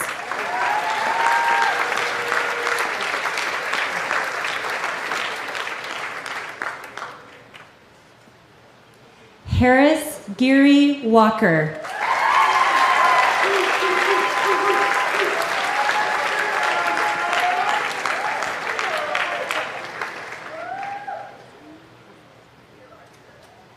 Juan Vicente Ellis Ochoa.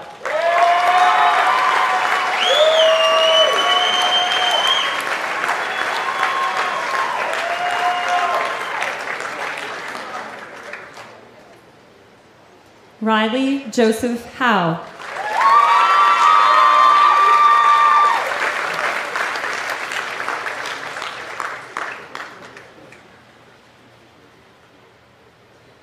Richard Waning Folk.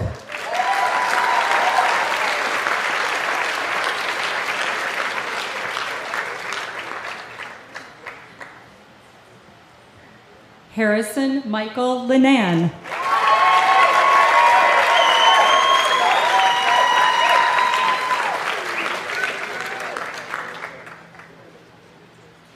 Christopher Michael Joyce.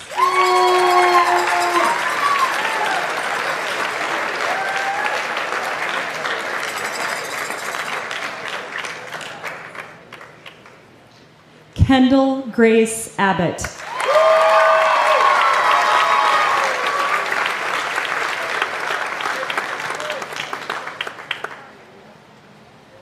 Reed Giswaldi.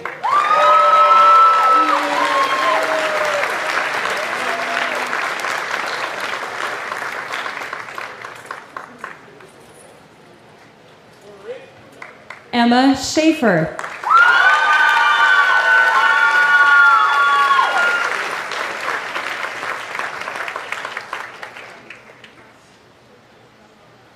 Jason Michael Tifford.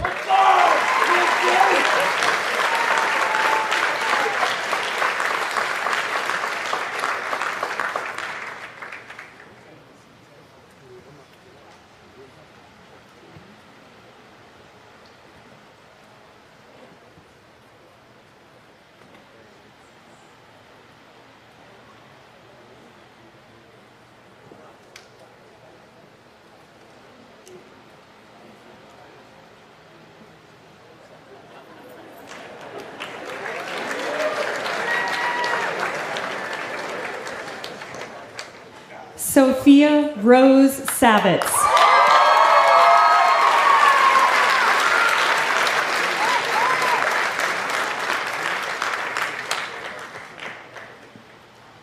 Harriet Elizabeth Mary Winterlich.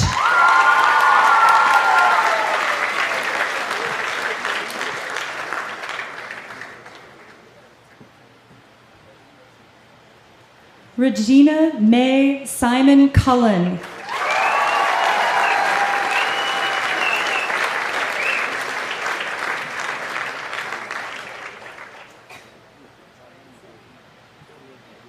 Juliana Castrop Batamio.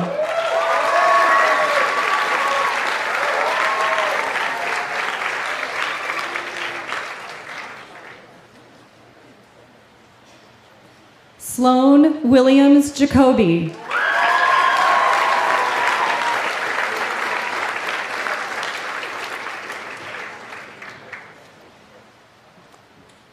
Daniel Maxwell Gilbert.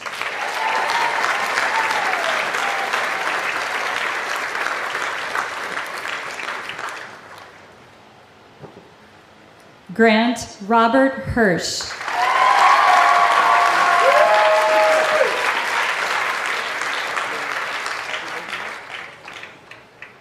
Catherine Margaret Simpson.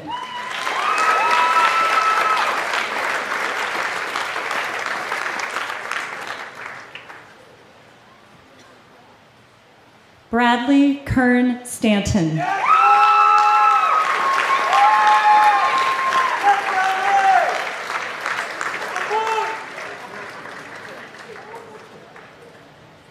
Matthew Evan Delinka.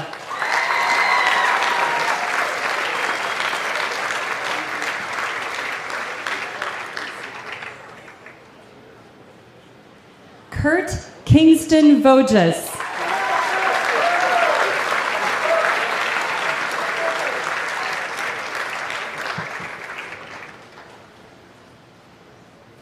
Maeve Lamb Snover.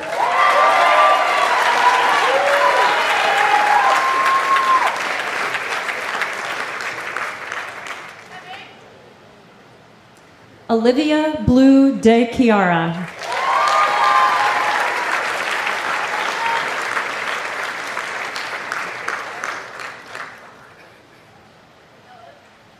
Devin Michael Gallagher.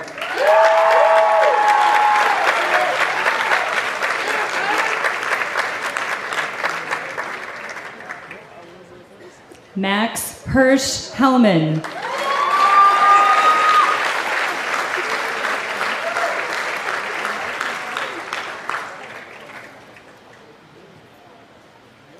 Caroline Mills Strom.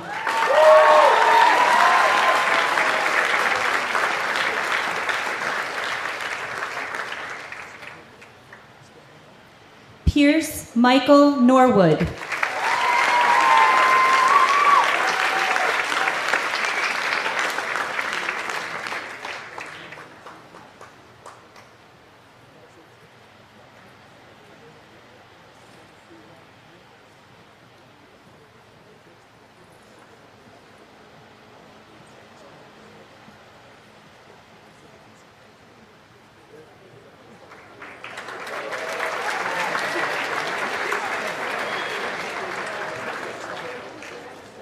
Robert Franklin Welt.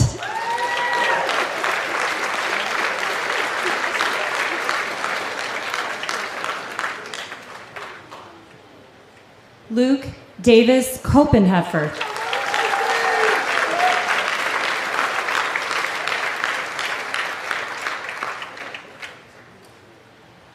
Callie Page Demotica.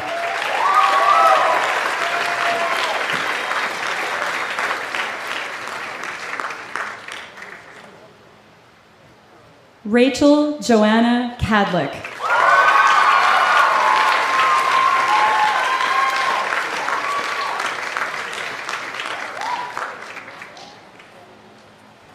Eleanor Armstrong Garnett.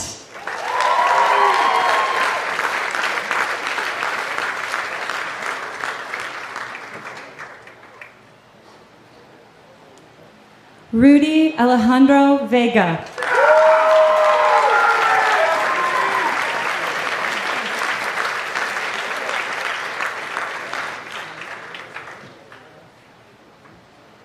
Lucas Stallman.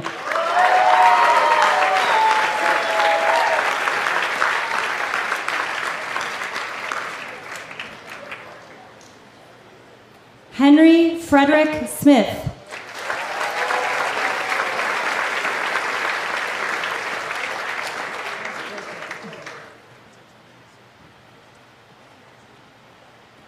Austin Francis Hanley.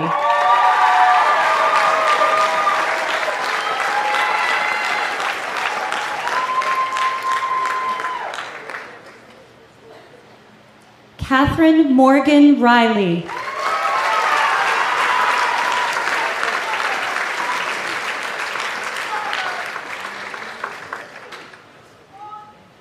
Kelly Rose Conheeney.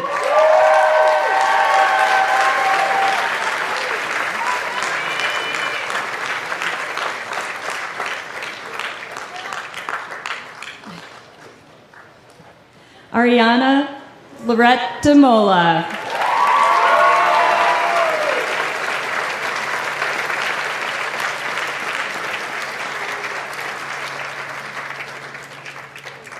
Larson Miller Talmadge.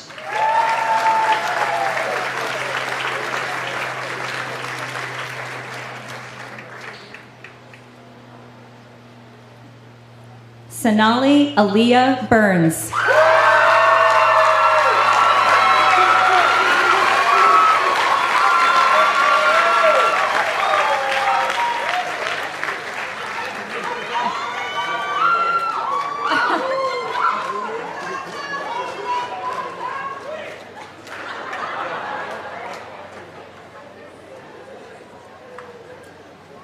Colby Cameron Lopez Balboa.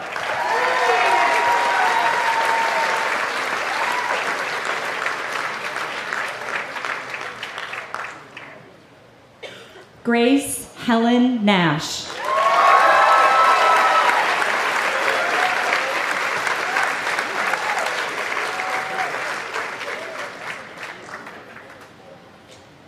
Una Francis Nash.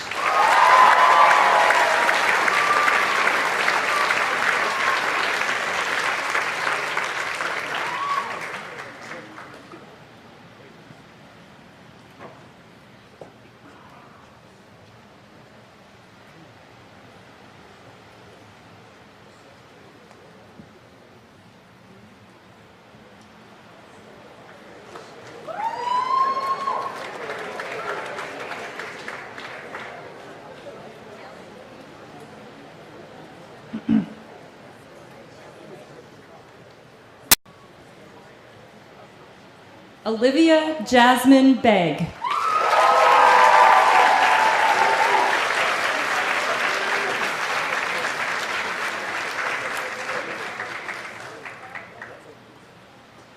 Rachel Angelica Bissell.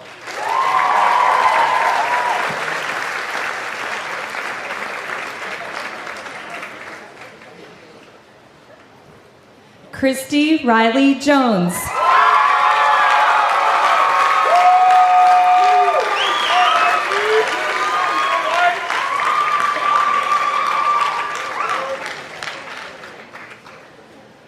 Kelly Brinley Wappler.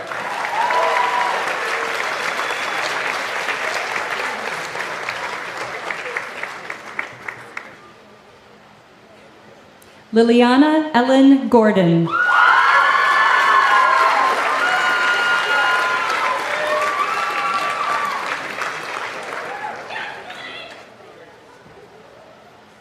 Stephanie Ann Costabile.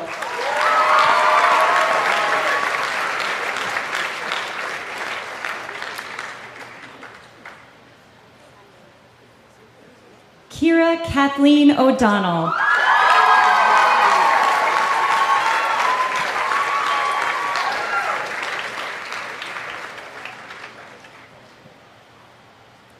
Annika Catherine Ozesmere.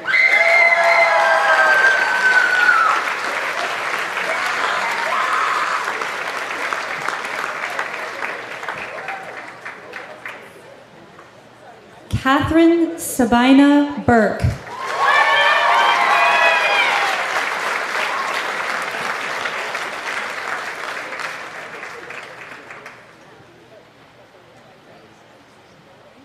Lucia Maria Perfumo.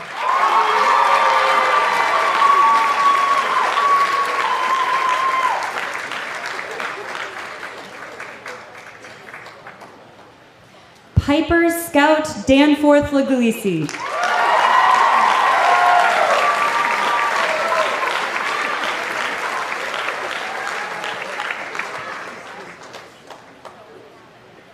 Jamie Eileen Lopez.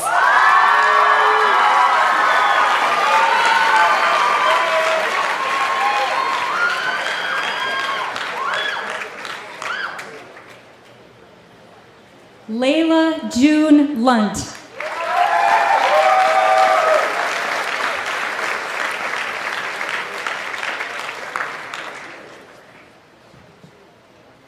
Jacqueline Lee Tacconi.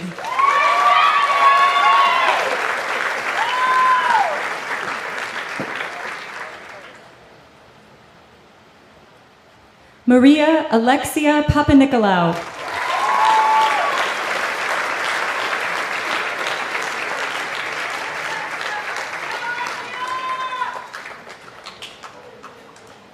Elena Gabelyuk.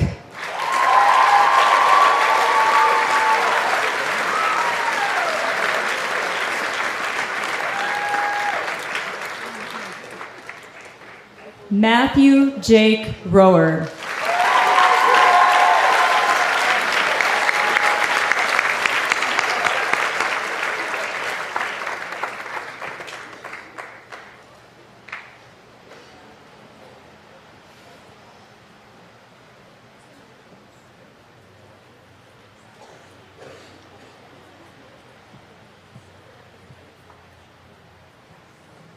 Congratulations to all of you.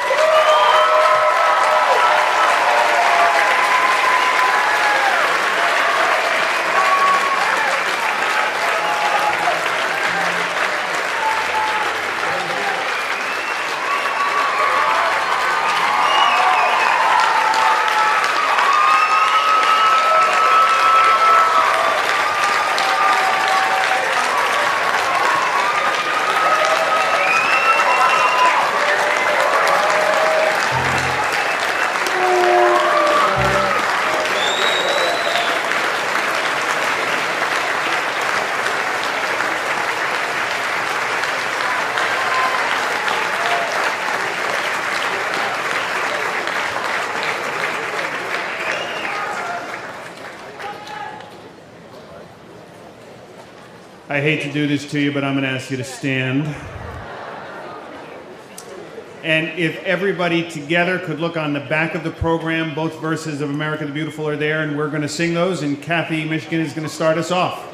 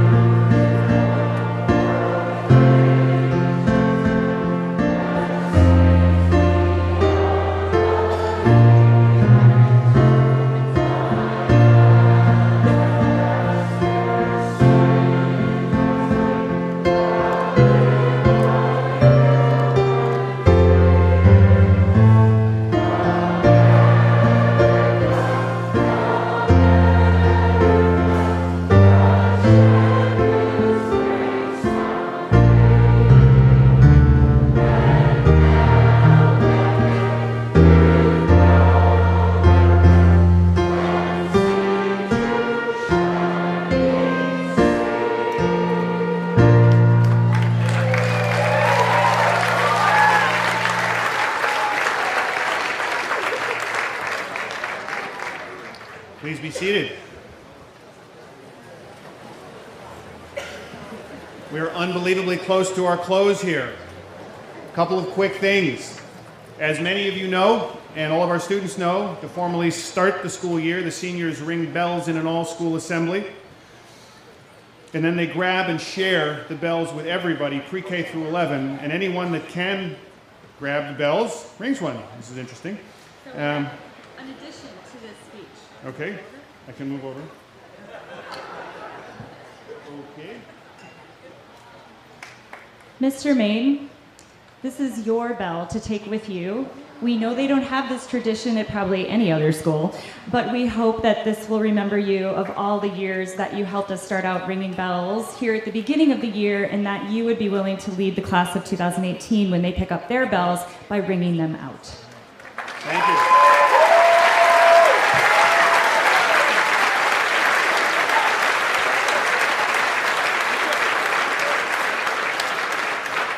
So I'll do that. I'll ring the bell, and I'll even smoke that cigar. But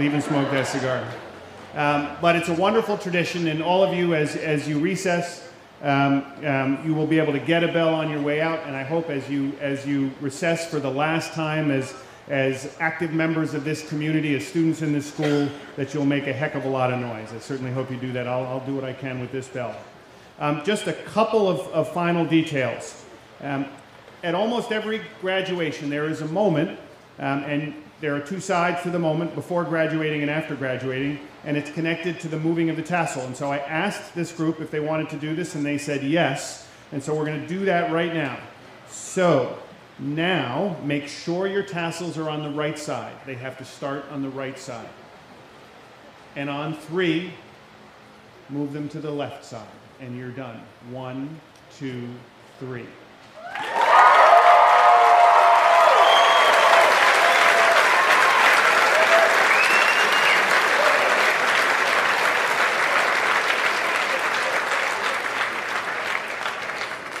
There's another great graduation tradition, and that's tossing the hats.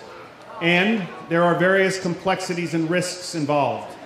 So, everybody in the first 7 or 8 rows, watch carefully, because the hats will come towards you, and they could injure you. So be careful. Be careful. Students, loft them like frisbees. Gently. On 3. Ready. 1, 2, 3.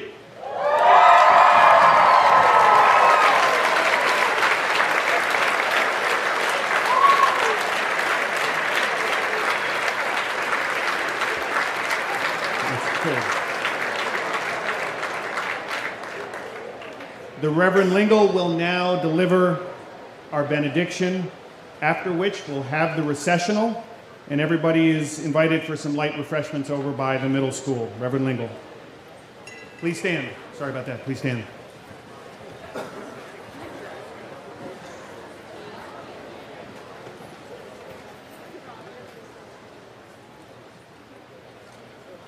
Class of 2018, blessings on your journeys. Blessings to you all as we depart. And a paraphrase of Sir Francis Drake. May the divine mystery disturb us. Disturb us when we are too well pleased with ourselves, when our dreams have come true, because we have dreamed too little.